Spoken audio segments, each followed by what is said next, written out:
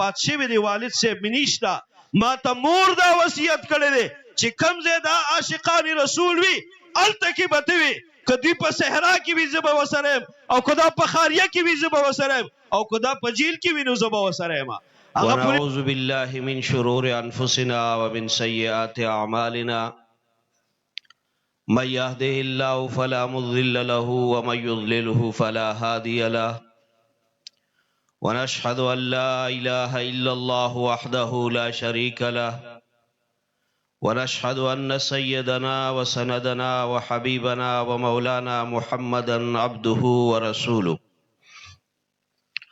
اما بعد فاعوذ بالله من الشيطان الرجيم. بسم الله الرحمن الرحيم. ما كان محمد ابا احد من رجالكم ولكن رسول الله وخاتم النبيين وكان الله بكل شيء عليما. وقال رسول الله صلى الله عليه وسلم انه سيكون في امتي كذابون 30 وفي رواية دجالون كلهم يزعم أنه نبي وأنا خاتم النبيين لا نبي بعدي. صدق الله وصدق رسوله النبي الكريم ونحن على ذلك لمن الشاهدين والشاكرين والحمد لله رب العالمين. تمام حضرات یو پر شوق و محبت سر درود شریف ولولئ. اللهم صل على محمد وعلى آل محمد كما صليت على إبراهيم وعلى آل إبراهيم إنك حميد مجيد. اللهم بارك على محمد وعلى آل محمد كما باركت على إبراهيم وعلى آل إبراهيم إنك حميد مجيد. جناب قابل صد احترام التکریم صدر مجلس امیر عالمی مجلس تحفظ ختم نبوت ضلع ثوابی پیر طریقت رہبر شریعت حضرت مولانا پیر اعزاز الحق سے دامت برکاتہم العالیہ او دا عالمی مجلس تحفظ ختم نبوت ثوابی پورا جماعت چپ سٹیج باندې تشریف فرما دی داغی دا تحصیلونو ذمہ داران دا ویلیج کنسولو ذمہ داران شیوخ کرام او دلتا پپنڈال کے عاشقان و رسولو الحمدللہ یو زلویا اللہ پاک ہاغا مقراوستا چسنگا ہر کال منگا و تاسو اللہ پاک دلتا د جناب محمد الرسول اللہ صلی اللہ علیہ وسلم فوصف خاص د ختم نبوت پنم سرا د نور کلونو پشان د اللہ پاک په فضل سرا اللہ پاک منگا و تاسو بیارا یو ذکرو. اللہ پاک دے دا اجتماع پخپل دربار کی قبول او منظور کی او د خپل شان مناسب اجرنا او د دې برکات ته الله پاک په تمام دنیا باندې خوار کی. عزتمن مسلمانانو ورونو نن دلتا دا اجتماع دا د عالمی مجلس تحفظ ختم نبوت زیر انتظام دا. عالمی مجلس تحفظ ختم نبوت دا زمونږ د مشرانو جماعت ته د دې جماعت بنیاد د صد پاره خودې شوی دی او د دې مقصد سره عالمی مجلس تحفظ ختم نبوت زمونږ د اکابر د دې جماعت مقصد اولی مقصد د مسلمانانو د ایمان تحفظ دی. دویم مقصد اغا کافرانو ته دعوت اسلام دی خصوصی طور قادیانیانو ته او عمومی طور تمام کافرانو ته دعوت اسلام دی او دریم دا تحفظ پاکستان دی. عزتمن مسلمانانو ورونو اولی مقصد چې د دې جماعت ته هغه د مسلمانانو د ایمان تحفظ داغي وجه سره څنګه چې موتا اورو د خپل علماء کرامو نه به بار بار ان شاء الله دا اورو په دې اجتماع کې د نبی علیہ الصلوۃ والسلام حدیث مبارکہ او د قرآن آیاتونه په دې باندې دال دي چې څنګه قرآن کې الله پاک فرمایلی یا ایها الذین آمنوا من یرتد منکم د دې نه دا ثابتېږي چې د مرتدینو فتنه به په امت کې پیدا کیږي ځکه الله پاک فرمایلی چې اے مؤمنانو څوک چې ستاسو نه مرتد شي او بیا نبی علیہ الصلوۃ والسلام په خپل باندې ارشاد فرمایو چې زما په دې امت کې به 13 دجالان 13 دروغجن پیدا کیږي او دغه د دجالانو سلسله به شروع کیږي دا دجالان چې حضور فرمایلی دي دا دغه کفر تعین کوي چې دا کفر به عام کفر نه وي مثلا عیسائیت ته یا یهودیت ته یا هندومت ته نه عزتمند مسلمانانو ورونو دا به دجالان وي او دا به دجل کوي دا به دوکبازان وي دا به کفر کوي او کفر لبه د اسلام نوم ور کوي او د هغې په وجه به مسلمانان په هغې باندې دوکه کیږي مسلمانانو ته به دوکه ورکوي نو د دې وجې نه دا خطرناک کفر په دې اعتبار سره دی چې نوم د اسلام اخلي او کوي به کفر نو خطرناک دی ځکه ګوره عام طور که دې علاقې ته الله دې نه کي یو عیسائی راشي او هغه د عیسائیت تبلیغ کوي او چاته پته ولګي چیرې دغلته عیسائی راغلی او هغه د عیسائیت تبلیغ کوي تمام مشران چې څومره وي هغه به خپل نوجوانان بچي نارینه زنانه هر سړی به خپل کشران منې کوي دې سړي له خوا له مه ورځئ ځکه دا تا کافر کوي دا د عیسائیت طرف ته بوځي یا یو سړی راغی هغه نعوذ بالله د هندومت چې دې تبلیغ کوي لګیا دی نو خلک به خپل کشران منې کوي خو چې یو سړی راشي او هغه دلته وایي چې نعوذ بالله اصل اسلام زه تاسو ته پیش کومه زه چې دی نو تاسو ته هغه مخکینی زوړ اسلامو اوس دا نوی اسلام او فرق دومره نشته هم دغه قرآن دی هم دغه حدیث دی هم دغه صحابه کرام دی زه ختم نبوت باندې ایمان لرم زه په قرآن باندې ایمان لرم زه چې دی نو په حدیث مبارکو باندې ایمان لرم او دا شریعت دوباره په یو سړي باندې دوباره نازل شوی دی هم دغه شریعت دی کلمم زما او ستا یو شان ده نه چې د عیسایانو په شان ځان له کلمه ده نه د یهودیانو په شان ځان له کلمه ده څنګه چې ستا کلمه ده داسې زما کلمه ده څنګه چې ستا پیغمبر منې داسې زه پیغمبر منم څنګه چې ته جناب محمد رسول الله خاتم النبیین منې داسې زه خاتم النبیین منم او په منځ کې د داسې نه خاتم النبیین جناب محمد رسول الله صلی الله علیه وسلم په هغې معنی سره مني کم چې قرآن او حدیث بیان کړی ده نه دا دین اسلام په هغې معنی سره مني کم چې مونږ ته الله پاک را کړی دی نه چې دی قرآن په هغې معنی سره مني کم چې الله پاک نازل کړی دی نو دا څنګه چې ما ته اورو چې په ګوړه کې زهر ورکوي نو دا ډیر خطرناک دی نو د دې وجې نه نبی علیه الصلاۃ والسلام د دغې فتنو تعین کړی چې دا خطرناکې فتنې دي د دې نه د ایمان د بچ کولو دپاره الله پاک هم بیا انتظام کړی دی ګوره د ټولو نه اوله جناب محمد رسول الله صلی الله علیه وسلم په ذات خود به نفس نفیس د دغې فتنې سرکوبي په خپله باندې کړې ده ګوره تاسو مونږ تاریخ ګورو چې کله نبی علیه الصلاۃ والسلام په دور مبارک کې دغه اسود عنسی خبیث هغه په دروغه باندې د نبوت دعوه وکړه او بیا چې دی نو هغه ملک قبضه ک یمن صنعای قبضه کړه بیا دغې نه پس جناب محمد رسول الله صلی الله علیه وسلم حضرت فیروز دیلمی رضی الله تعالی عنہ په خپله باندې ورته حکم فرمایي چې لاړ شه صنعا ته لاړ شه او دغې خبیث چې په دروغه د نبوت دعوه کړې ده د سر قلم که واپس راشه نو جناب محمد رسول الله صلی الله علیه وسلم د دغې فتنې سرکوبي په خپله باندې کړې ده او ګوره ګستاخان رسول دا په دوه قسمه دي یو هغه دي چې هغه نعوذ بالله د نبی علیه الصلاۃ والسلام په شان کې نازیبا الفاظ استعمال کی یا د یو نبی په باره کې هم هغه نازیبا الفاظ استعمال کی دام ګستاخ دی او دام ګستاخ دی کم چې د نبی علیه الصلاۃ والسلام نه پس دا په دروغه د نبوت دعوو کې دام ګستاخ دی دا دواړه ګستاخان دي لہذا عزتمن مسلمانانو ورونو نبی علیہ الصلوۃ والسلام په دور مبارک کې د دې دوانو ګستاخانو قلقمه کړی دا دوانه ختم کړی دي نه چې یو کعب بن اشرف کې ختم کړی دی هغه د نبی علیہ الصلوۃ والسلام په شان کې نازیبا الفاظ استعمالول او کو اسود یا نسی ختم کړی دی نو هغه د نبی علیہ الصلوۃ والسلام نه پس چې د نبوت دعوه کړی دا بیا ګوره نبی علیہ الصلوۃ والسلام تاریخ په دې باندې گواه دي زما اوستا چې نبی علیہ الصلوۃ والسلام مکه معظمه فتح کړه د فتح مکه په مکه په موقع باندې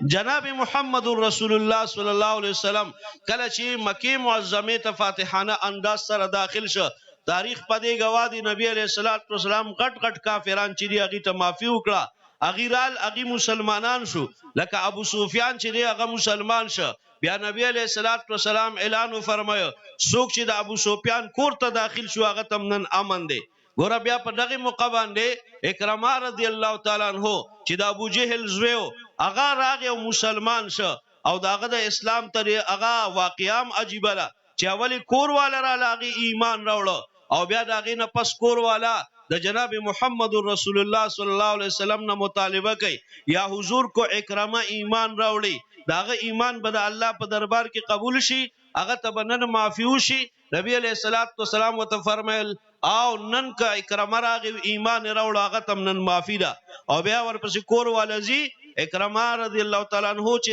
هغه د ما مکه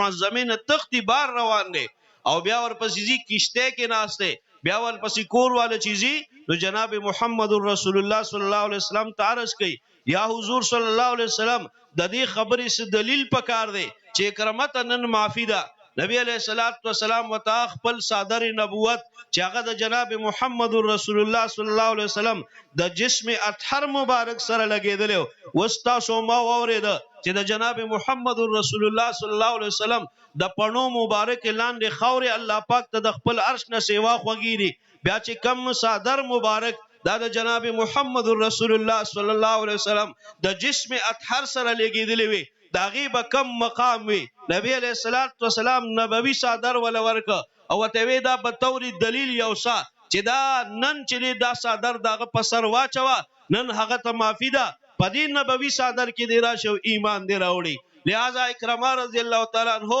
هغه نبوي صادر کې راغو ایمان راوړ او په دغه موقع باندې حضرت وحشی رضی الله تعالی عنہ راضي هغه ایمان راوړي نبی علیہ الصلوۃ والسلام مبارک ته فرمای اے وحشی تاسو ډیر درد ولې ما لہذا استا ایمان د الله په دربار کې قبول لې زما تر ډیر به درد سره شهید کړي دي اوس ما ته مخې ته مرزا زکه چې ته ما ته مخې ته راشي ما ته خپل تر مبارک بیا را یادېږي او دا هم د حضرت وحشی رضی الله عنه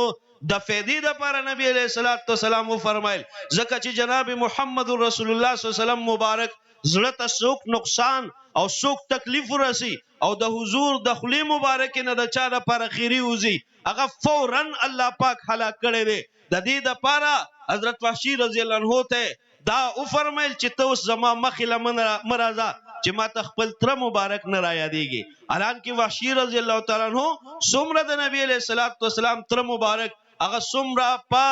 اني بے دردې سره شهید کړي دي وګونه تنه کټ کړي دي سینې ول سیرلې وا بیا چې دی مسلې ول کړي دا بیا چې دی اغاز ل چې دی رئیس دی او بیا پدې کې هند رضی الله تعالی عنها د ابو سفیان کور والا اغیم ایمان د الله په دربار کې قبول شو په پدې موقع باندې نبی علیہ الصلوۃ والسلام ابن خطل دا یو کافرو چې هغه د نبی علیہ الصلوۃ والسلام په شان کې نازیبا شیرونه لیکل هغه بیا خپل وینځو ته ورکړه چې دا د مکی په کوسو کې تاسو څه کوي دا شیرونه وای نبی علیہ الصلوۃ والسلام صحابي لګي لاړ شه ابن خطل وګوره ابن خطل کم زیره نبی علیہ الصلوۃ والسلام صحابي جی واپس دا تشریف راوړي او عرض کې یا حضور صلی الله علیه وسلم ابن خطل د خانه کعبه د غلام سره دی او پاغي کې جاړي نبی علیہ الصلوۃ والسلام فرمایل ابن خطل د خانه کعبه د غلام سره قتل کړي لہذا دا ګستاخ کافر دی ګستاخ کافر ته معافی نشتا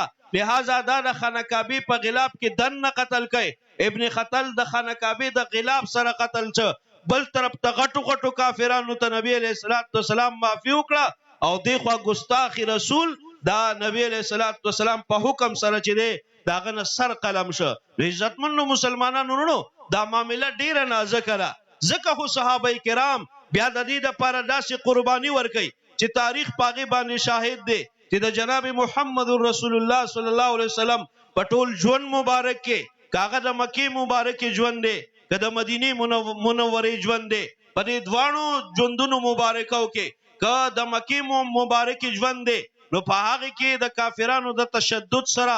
د ظلم سره صحابه کرام رضوان الله علیهم اجمعین شهیدان شویری او که د مدینه منورې ژوند مبارک دی نو بیا دا کافرانو سره په جهاد کې چې د جهاد حکم راغی بیا صحابه کرام چې دی بدر ته روان دي بیا چې دی احد ته روان دي بیا جنگیږي دا کافرانو په مقابله کې 27 غزوات دغه شوي دي په دې ټولو جنگونو کې 200 او یو کم شپېته صحابه کرام تقریبا دا شهیدان شوي دي او بیا یو جنگ چې هغه د تحفظ ناموس رسالت د پاره کیږي او دور د خلیفہ بلا فصل حضرت ابوبکر صدیق رضی الله دور مبارک دی حضرت ابوبکر صدیق رضی الله 3 لخګری چې دی غلیږي او اخیری لخر ته الله پاک کامیابی ورکړي چې هغه د حضرت خالد بن ولید رضی الله په سرکردګۍ کې دي لہذا تاریخ پرې گواره چې پټول ژوند د نبی علیہ الصلوۃ والسلام مبارک کې 200 یو کم شپېته صحابه کرام شهیدان کیږي خدا یو جنگ چې هغه د ناموس رسالت د پاره شوی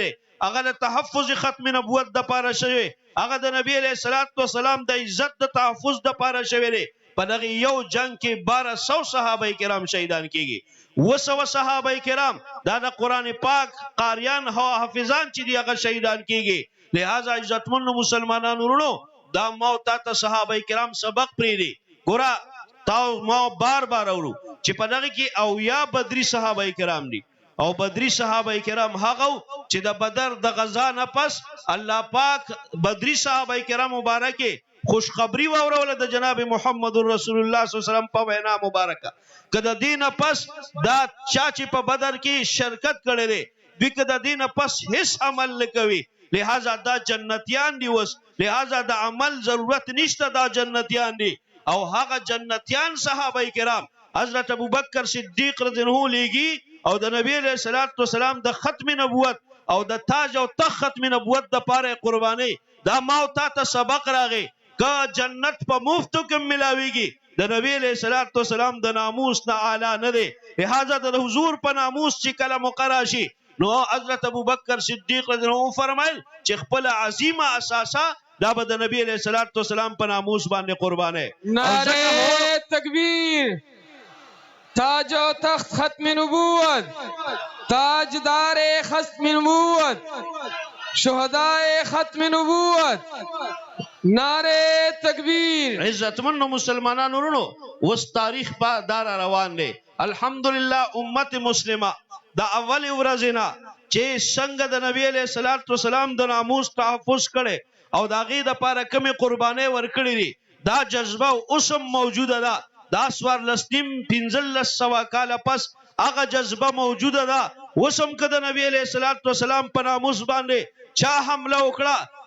هر مسلمان د عمل په اعتبار سره کې دي شي کمزوري وي خود نبی علیہ الصلوۃ والسلام په ناموس باندې او د حضور سره عشق دا د اعلی درجه دی ولې دا اعلی درجه دی دا د ایمان اشاره ځکه کې عشق نشته ایمان نشته کله نبی سره محبت نشته ایمان نشته په حضور باندې ځان پیدا کول نشته ایمان نشته ځکه خو نبی علیہ الصلوۃ والسلام فرمایلی لا یؤمن احدکم حتى اكون احب الیه من والده وولده والناس اجمعین تاسو کې تراغه پوری یو سړی دا مؤمن نشي کېده تر سوچ دا غزما سره محبت د خپل مور خپل نه د خپل اولاد نه د تمامي دنیا د انسانانو نه ما سره زیات نه وي لہذا دا مؤمن نه او قران اعلان کړي النبي اولى بالمؤمنين من انفسهم نبی خو مؤمنانو ته د خپل سرونو نم زیات خوږي کله حضور د ناموس د پاره د سرونو د قرباني ټیم راغی امت مسلمه خپل سرونه قربان کړي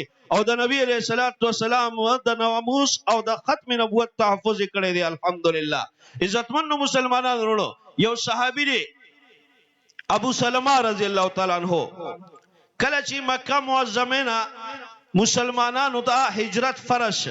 حضور صلی الله علیه وسلم چې کله هجرت فرمایي مدینه منوره ته د مکه معظمه نه هغه وخت کې هجرت په مسلمانانو باندې فرض شو چې دوی به اوس خامخا هجرت کوي لہذا ابو سلمہ رضی الله عنه یو صحابي دی دا د مکه باشندنو د بار نه راغلی په مکه کې اوسېده کله چې د ته پته ولګیدا چې د حضور صلی الله علیه وسلم تشریف یوړو او د مدینه منورې دا سفر چې هغه اختیار ک دن چې دینو دا اراده وکړه چې زه د مکه معظمه نه زما او د نبی علیہ الصلوۃ والسلام رفاقت او مرګرتیا ته زم مدینه منورې ته چې تشریف وړو کله چې تشریف وړو د مکه خلک راغون شو کافران وته اے ابو سلمہ ته مکه معظمه ته روانه خدا دلته چې تا کم مال ګټلې دي پدې باندې صرف ستا حق نه دی لہذا دا مال تا په مکه کې ګټلې دی کته د نبی علیہ الصلوۃ والسلام ملګرتیا روان وي دا مال بدل ته پرې دی بیا زه د نبی علیہ الصلوۃ والسلام ملګرتیا اختیار کا ابو سلمہ رضی الله تعالی عنہ وترا تاو شو وتوی خبره داسې ده وی آو وی چې خبره داسې ده زما ټول مال تاسو ته درپاتې زه د نبی علیہ الصلوۃ والسلام ملګرتیا د پر روانم د حضور د ناموس نه زما ټول مال چې دی دا قربان وي بیا چې دی مکی مشرکانو کته چې پدې خو دا صحابي واپس نه راګرځي لہذا دې خو د نبی علیہ السلام ملګرتیا روان دي وتوی اے ابو سلمہ دا تاسو سره چې کما دا کور والدا پدې باندې صرف ستا حق نه دی دا د مکی جنې دا تا چې واده کړي په مکه کې دی کړي دی لہذا کته د نبی علیہ الصلوۃ والسلام ملګرتیا روان وي او د نبی علیہ الصلوۃ والسلام سره عشق دی او محبت دی ته به خپل کور والدل ته پرې دی بیا به د نبی علیہ الصلوۃ والسلام ملګرتیا راځي نبی علیہ الصلوۃ والسلام چې کلا ابو سلمہ رضی الله عنه دا واورید وتوی خبره داسې ده وی ښا نو بیا دا واوري زما فیصله زما کور والا تاسو ته درپاتې زه د جناب محمد رسول الله صلی الله علیه وسلم رفاقت لروانم زه د هغه ملګرتیا لروانم د حضور په ناموس باندې دا هم قربانه بیا بچی دی ماشوم او دا هغه چاته پته لګي چې د چا بچی وي چې ستانه یو سړی بچی حصار کی ماشوم بچی دی دا بزان سره نه بوزي دا به زما په قبضه کې وي وتوی دا سلامه چې دی دا چې دی نو په دا ستام بچی دی خو په دې باندې د مکی والم حق دی دا د مکیم بچی دی لہذا کته د نبی علیہ الصلوۃ والسلام رفاقت ته روانه ملګرتیا ته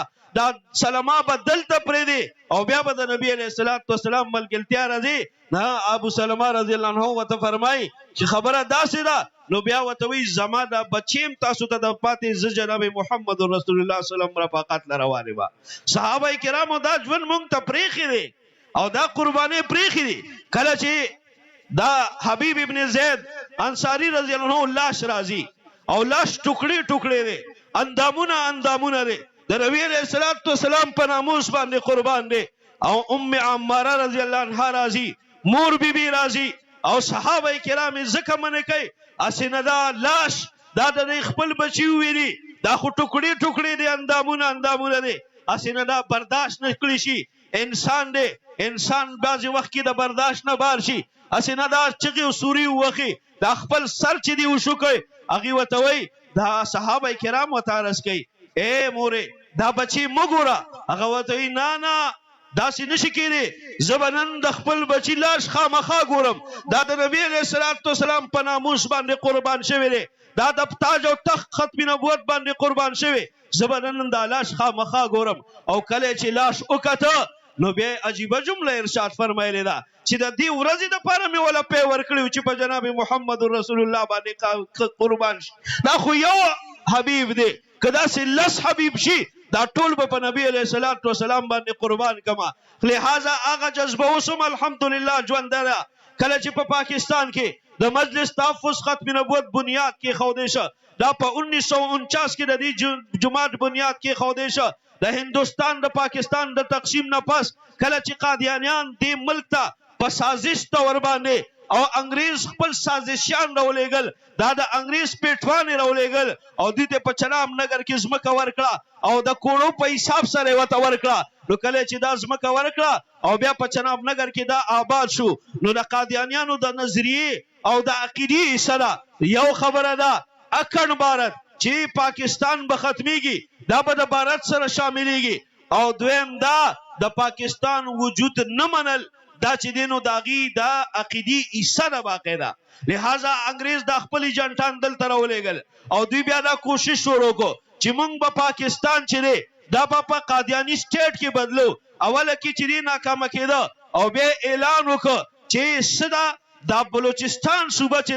دا د رقبې په لحاظ سره سیوا ده او د آبادې په لحاظ سره کم ده خلق پکې کم نه دلته مهنت کم کیږي لہذا دا به موږ قادیانی سټیټ جوړ کو په 52 کې دوی ناکام شو خدا په 1949 کې د مجلس ولې جوړ شو ځکه چې کله د احرار اسلام په نوم باندې زمونږ کوم جماعت د مشرانو هغه په هندستان متحده کې هغه مهنت کو نو دغه احرار اسلام یو شوبه هغه د تبلیغ اسلام وا دغه تبلیغ اسلام په شوبه کې وا هغه د ختم نبوت کار هم کو او د قادیانیت خلاف کار به په متحده هندوستان کې کو چې پاکستان جوړ شو زمونږ دغه مشرانو چې هغه پاکستان ته تشریف راوړو چې کله بیا به دوی تحریک چلو د قادیانیانو خلاف نو دغه مسلم لیگ والا به دا اعتراض کو چې دا احراریان دا نوم چې دی هغه د ختم نبوت اخلي او په منځ کې دا د پاکستان مخالف دي دوی د پاکستان خلاف تحریک چلی دا غیر پر زمونږ مشرانو دا فیصله وکړه هغه سراجا مسجد چې هغه په ملتان کې دی وړو کې غونته جماعت دی وړو کې غونته مسجد باغی کې هم دغه مشران راټول شو هم دغه د احرار مشران راټول شو او هغه فیصله وکړه چې مونږ یو داسې جماعت تشکیل کو چې هغه به غیر سیاسي جماعت وي هغه به د سیاسياتو سره تعلق نه وي غیر سیاسي جماعت سے اعتبار سره د دې مشران به په الیکشن کې حصہ نه اخلي کم زمونږ دا روایتي الیکشن په پاکستان کې کیږي زمونږ د عالمي مجلس تحفظ ختم نبوت چې کوم مشران دي هغه پاغي کې بیا حصہ نه اخلي نو دا به غیر سیاسي جماعت وي د دې به سیاست سره تعلق د دې اعتبار سره نه نور مونږ ټول سیاسيان یو هر یو چې دې سره سیاسي دی خامخا چې په پاکستان کې اوسېږي نو د یو سیاسي جماعت سره به تعلق وي چې شناختی کارت شته اوټ برازي اوټ اچول چې نه داغه حکم نه واقعا چې اوټ ناچم نو بیا سړی ګناګاریږي نو خامخا به یو پټه سره خو تعلق لري کنه خو په دې اعتبار سره چې دی په الیکشن کې حصہ نه اخلي لہذا دغه اعتبار سره دا غیر سیاسي جماعت دا پلیټ فارم تشکیل شو نو چې د 52 کلا د قادیانیانو دا اراده کړې و چې بلوچستان به مونږه اخلو باغی کې دوی ناکام شو نو 53 شروع شو نو په هغه وخت کې سید عطا الله شاه بخاری رحمه الله اعلان فرمایي چې قادیانیانو ستاسو 52 تیر شو زمون 53 شروع شو او په 53 کې مطالبه اوله داوا سر ظفر الله قادیانی چې هغه د پاکستان اولی وزیر خارجه دا سازش په تور باندې لګیدل اولی مطالبه داوا سر ظفر الله قادیانی د خپل عہدې نه لري کړی شي دویمه مطالبه داوا چې قادیانیان په آئین او دستور کې ولیکل شي چې دا کافران دي او د کلیدي عہدونه دي دا هټاو کړی شي لہذا دا په کلیدي عہدو باندې نشي راتله یو مطالبه خدا مخ سره قبول شو الحمدلله چې سر ظفر الله قادیانی هغه د وزارت خارجه د عہدې نه غل لري شي نو بهر حال په دغه 53 تحریک کې هغه منظر بیا مسلمانانو ولید چې دغه مسلمانان دا د لاهور چې موتا ګولډن جوبلی مناو کړه چې بیا الحمدلله عاشقان رسول هغه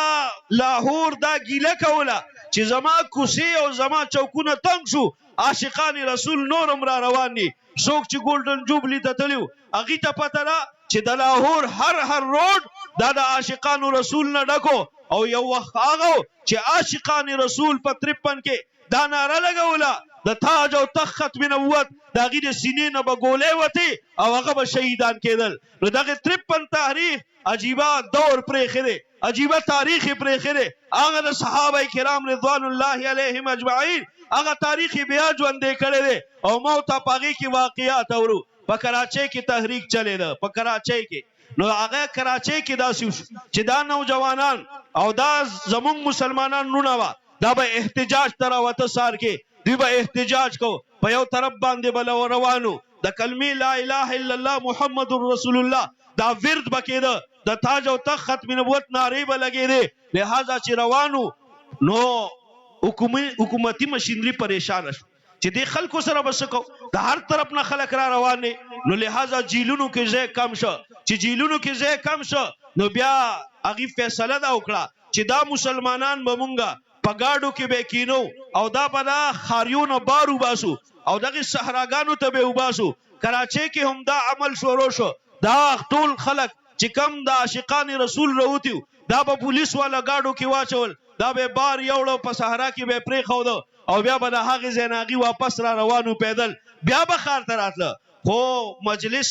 چې کم دا جماعت جوړ شړو دیم عجیبه تربیت ور کړو کم نوجوان چې بل کور نه وته نو مور به وته تعویز جوړ کړو په تعویز کې به په هغه وخت کې 100 روپے پاغي کې بند دی هغه به ول په مټ باندې تړلو چې کله ضرورت راځي نو کو د 500 کسانو جماعت وو او هغه به ال تفریخ او د 50 تعویزونه بداغي په مټو باندې تړلو بیا به واپس را روانو بلاره کې به د روټه ضرورت راغی په لاره کې به د چی ضرورت راغی یو نوجوان به ولګید خپل تعویض به کولاو کو په ټول جومات باندې به خوراو کو اوبه به په اوس کلې بیا به داسې را روانو په دې طریقه به واپس ښار ته راتله بیا به پولیسو هغه کېنول او بیا به چې دی هغه بار ته وړه خو عاشقان رسول کوم ځای په قلاره باندې کېناسته نو یو ماشوم واقعه چې کوم راځي چې دا نهو لسو کالو ماشوم دی او هغه راغلی هغه په دغه تحریک کې روان دی نو کله چې هغه لاړ نو هغه ایسچو په خپله باندې وی چې ما کله ګاډي کې دا واچول او بار مې یوړه نو چې ومې کته دا ماشوم پکې راغی زم ډېر زیات پریشانه شوم دی په خپله وی چې ما وکته چې دا نور خو نوجوانان دي او دا پکې یو ماشوم دی دغې ماشوم به کور والی د ده به مور پلاري هغه به پریشانه شي چې دا بچی چرته لاړو دی بچي ته وی ای بچی راځه چې زه دې ځان سره ګاډي کې کېنم واپس دی بوزما هغه بچی ورته وی ما والد صاحب وفات شوی دی والد صاحب مې نشته ما ته مور دا وصیت کړی دی چې کوم ځای دا عاشقان رسول وي هلته کې به ته وي که دوی په صحرا کې وي زه به ورسره یم او که دا په خاریه کې وي زه به ورسره یم او که دا په جیل کې وي نو زه به ورسره یم هغه پولیس والا دا سوچ کو چې دا ماشوم چې دی دته خو ما داسې خبره وکړه لہذا اوس راشه دی په نرمه نه مني نو دباو یې که دباو نو چې کله یې دباو نو ورته وی ای بچي دا ایسچو صاحب ورته وی بچي که نه ځې نو زه دا لږم او تا یو څو چیترې وخمه هغه ورته عجیبه جواب ورکوي ورته وی ایسچو صاحب ما دومره چیترې ووخه څومره چیترې چې د قیامت په ورځ بیا ته برداشت کولی شي نعره تکبیر تاج و تخت ختم نبوت عاشقان ختم نبوت فدایان ختم نبوت نعره تکبیر عزتمند مسلمانانو ورونو دغه د 53 تحریک را روان دی بیا کنه او بیا پاغي کې هم هغه نوجوان واقعیت تاسو بار بار اورئ چې بوډۍ مور ده را روانه کړې ده او دا ما دغه نوجوان داغه چې دی نو نن چې دی جنج را روان دی جنج او جنج را روان دی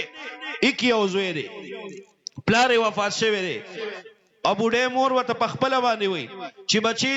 ته ما په حلالو پیسو باندې رالوی کړی تا والد صاحب چې وفات شو زما سره څوک کومک کولو والا نو ما په پردو کورونو کې کار کړی دی ته مې پاللې په حلالو پیسې مې پاللې لہذا نن دا ورځ راغلی ده چې د نبی علیه الصلاة والسلام په ناموس باندې او د حضور صلی الله علیه وسلم په عشق باندې ځان قربانول دي زما د ټولو نه لوی ارمان دا چې ستا ډولۍ کور ته یوسمه خو زه به نن ستا ډولۍ کور ته نه وړمه بلکې نن د نبی علیه الصلاة والسلام په ناموس باندې د قربانۍ ټیم راغی لہذا ته به نن ځان قربانې خو وصیت درته دا کوم بچې چې ګولۍ به په شا باندې نه خورې په سینه باندې به خورې هغه د ام عماره رضی الله تعالی عنها والا یاد تازه کوي ورته وایي ګولۍ به په سینه باندې خورې او وایي ستا ډولۍ به زه د قیامت په ورځ د جناب محمد رسول الله او د څلورو یارانو په مخ کې باندې راوړمه ستا ډولۍ به په جنت کې راځي او کله چې شهید کیږي بچی ګوري چې ګوري بیا وایي یا الله پاکه زما خو یو دا بچی دا وینې تا ولیده دا ستا د نبی علیه الصلاة والسلام په ناموس باندې قربان شوه که زما داسې لس بچي وي داسې لس بچي به مې ستا د حضور په ناموس باندې قربان کړي وو لہذا عزتمند مسلمانانو ورونو هغه نظاره وسم لیدلی شي الحمدلله بهرحال په عزتمند مسلمانانو ورونو بیا د 53 تحریک د 74 تحریک د 84 تحریک دا د 2017 تحریک او د 2024 تحریک دا ټول تحریکونه د دغه مجلس تحفظ ختم نبوت لاندې چلیږي او مجلس تحفظ ختم نبوت دا د نبی علیه الصلاة والسلام د ناموس د تحفظ دپاره هغه دروازه ده چې هر مسلمان دی راځي او دا زما د اکابرو سوچ وکنه دا هغې سوچ هم ډېر اعلی دا سوچ چې یوه دروازه داسې پرېږدی چې کله هم د نبی علیه الصلاة والسلام د ناموس دپاره د قربانۍ ټیم راشي یا د نبی علیه الصلاة والسلام په ناموس باندې د څوکیدارۍ ټیم راشي نو یوه دروازه داسې پرېږدی چې هر مسلمان بلا تفریق بلا پاټې د تفریق نه دا راځي او د نبی علیه الصلاة والسلام په ناموس باندې قرباني ورکوي او د نبی علیه الصلاة والسلام د ناموس دفاع کوي نو 53 بلا تفریق چلیدلی هر مسلمان هر سیاسی پارټۍ والا دا راغلی دی او د نبی علیه الصلاة والسلام د ناموس دفاع کړی او بیا که 74 هم راغلی دی نو په 74 کې هم دننه په اسمبلی کې دا ټول سیاسي جماعتونو مشران موجود دي هغه مذهبي او هغه که سیاسي مشران دي دا ټول دنه موجود دي. دا زمنا د اکابر شانو چې دغه ټول جماعتونو پاکستان آئین کې یو ترمیم چې هغه متفقه شوی هغه ترمیم دی چې قادیانی او د منون کې څوک دي کافران دي. دغه ترمیم چې په دې باندې د تمام سیاسي او د تمام مذهبي دغه څومره پاټوي دغه متفقه دسخط شته بل نور څومره ترمیمونه چې راغلي هغه اختلافي دي. نو دام زمانه اکابر شانو د مجلس تحفظ ختم نبوت د مشرانو دغه کردارو چې ادا وکړه وسم چې دې ستاو ما اورو وسم فتنه لا باقی ده او کو باقی نه ده باقی ده کنه او دا به باقی وی ځکه حضور فرمای دا به سووي دیرش به پیدا کیږي یو خونه دی اسود یا نصیری مسلمہ کذاب دی طلحہ صدیری سجاق یا خزا اسحاق اخرس دی دغه شانجری په ایران کې بها الله دی دا مرزا غلام قادیانی دی او د دې قادیانی نه پس بسلور 15 نورو پیدا کیږي چې دجال اکبر په باغی کې په اخره کې را ظهور کیږي. نو لہذا فتنه ختمه نه کلا باقی ده کنه او دا خو د قیامت د نشانونه دی او قیامت پورې بلا فتنی رسی. نو امت مسلمه د دې فتنې خو الحمدلله ټیم ختم دی اوس ځکه زمونږ استاد مشر شاهین ختم نبوت حضرت مولانا الله سید صاحب دامت برکاتهم العالیه چې د دې فتنې زور هم لیدلی د دې فتنې تنزل هم لیدلی او د دې فتنې خاتمه به ان شاء الله ګوري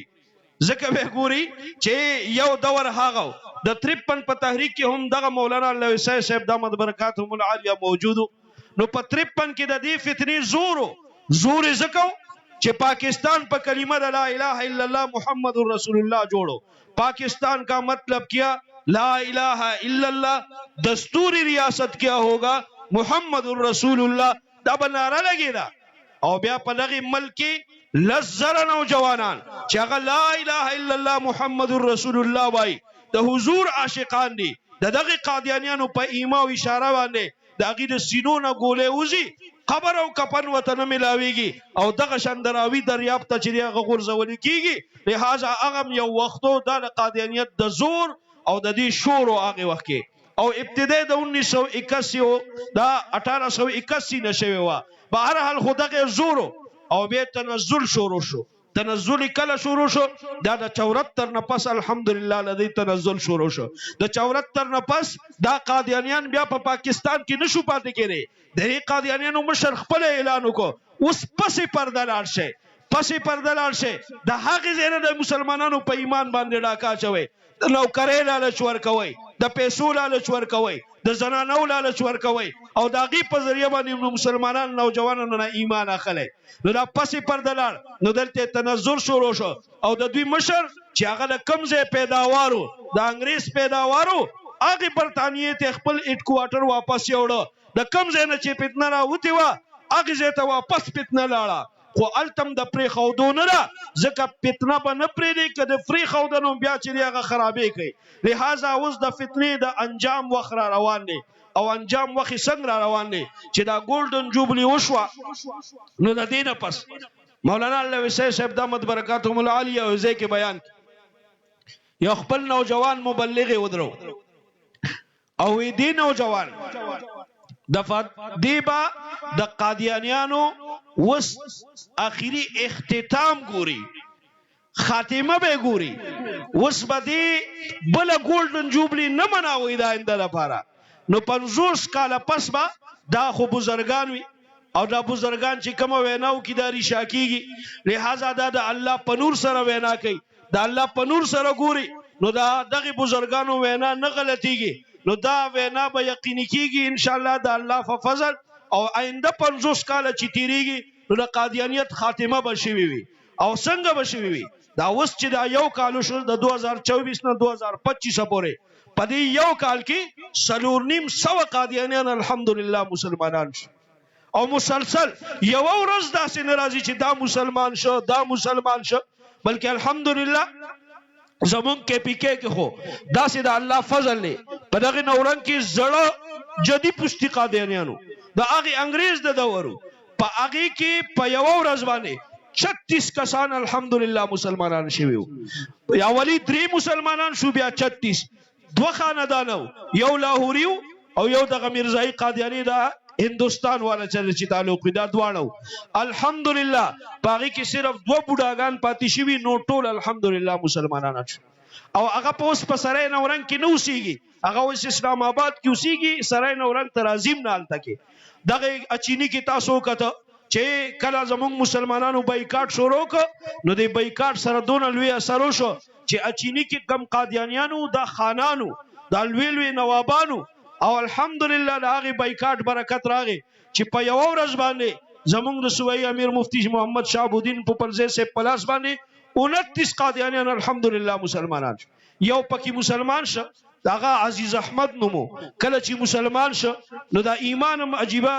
شی دی چې دا د زړه ته نه نوځي کنه بیا د هیڅ چا پروا سړی نه کوي نو کله چې هغه مسلمان شو ورسره خور هم مسلمانه شو نو هغه بیا موږ ته قصه کوله موږ یې په حجره کې ناستو وی به چې په 74 کې به د دغه یونیورسټۍ نه دا نوجوان را روانو او د دوی جلوس به را روانو وی زه به دې پرېجې ته وختم او ما سره به خپل ګاډه او موږ به ټوپکې وخېجولې چې دا نوجوانان راځي دلته نو که دوی زمونږ کور طرف ته راځي نو موږ به په دوی باندې ډزې کوو خو نوجوانان به رال زمونږ په کوڅو باندې به تیر شو هېڅ غږ به یې ونه کوو او نارې به یې د قادیانیت خلاف لګولې هغه چې کله مسلمان شو ورسره خور مسلمانه شوه په سبا باندې خور وفات شو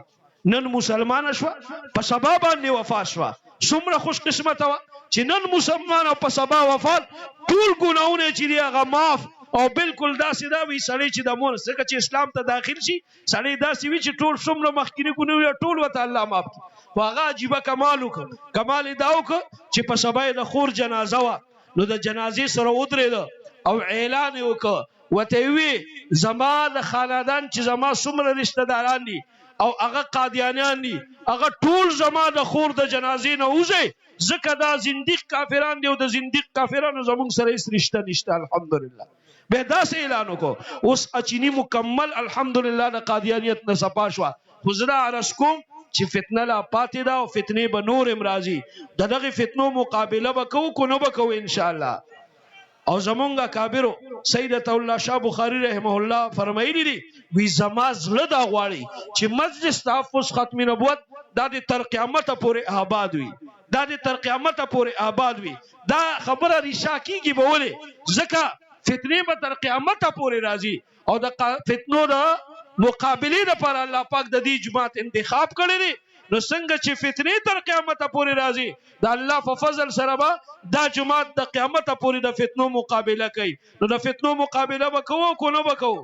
چې کوئ به نو د دغې خپلو مشرانو سره به واده کوئ چې د نبي علیه الصلاة والسلام په ناموس باندې او د تاج او تخت ختم نبوت دپاره د څه قسمه قرباني م راله که د مال قرباني راله بیا به موږ تیار م یو بیدار به م یو که د اولاد قرباني راله تیار به م یو بیدار به م یو او که د سرونو قرباني راله نو خپل سرونه به قربانو به کړئ نعره تکبیر تاج و تخت ختم نبوت لبیک لبیک لبیک لبیک نعره تکبیر زه خپله خبره ختموم په دې ځای باندې خو د بایکاټ دا کوم الحمدلله سلسله چې شروع ده ډېره بهترینه سلسله په پی کې الحمدلله روانه ده په سرکاري ځایونه چې دي هغه لا د دې نه خالي نه دي خاص کر زمونږ را پی آی ای دا بعضې جازونه دې کې چې دي نو دا هم اوس هم ملاویږي یا چې دې سرکاري کوم ځایونه وي په هغې کې هم ملاویږي زمونږ سره دغلته سی ایس ډي دا ډېره لویه جوړه شوې نو ښار کې مونږ هغې ته باقاعده بیا ورغلي هغه یو کرنل و هغه سره بیا ملاقات هم کړی نو تاسو ګورئ چې په داسې سرکاري ځایونو کې کوم ځای کې شیزان وي یا د قادیانیانو پراډکټس وي نو د خپلو مشرانو سره به دلته مشوره کوئ او بیا به په مشوره باندې هلته تشکیل کوئ او د هغې سره به په نرمۍ باندې خبره کوئ ځکه د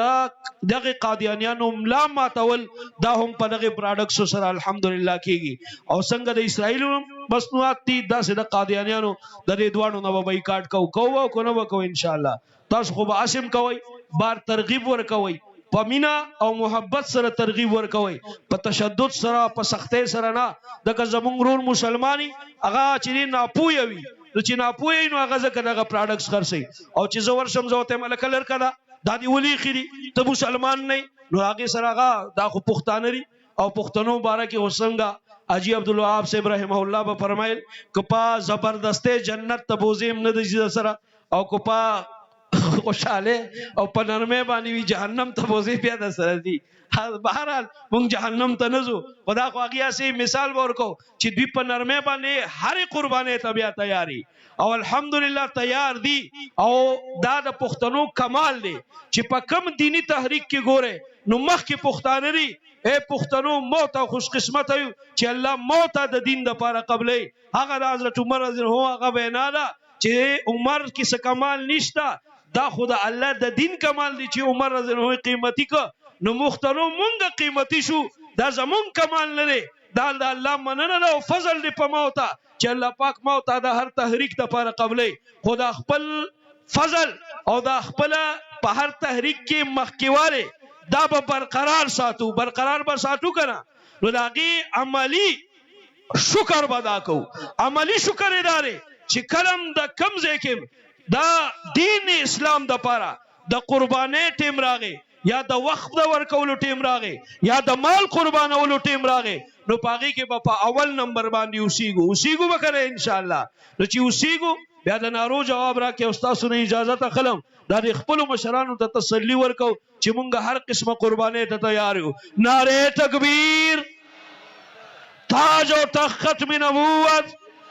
تاجداری ختم نبوت، عالمی مجلس تحفظ ختم نبوت.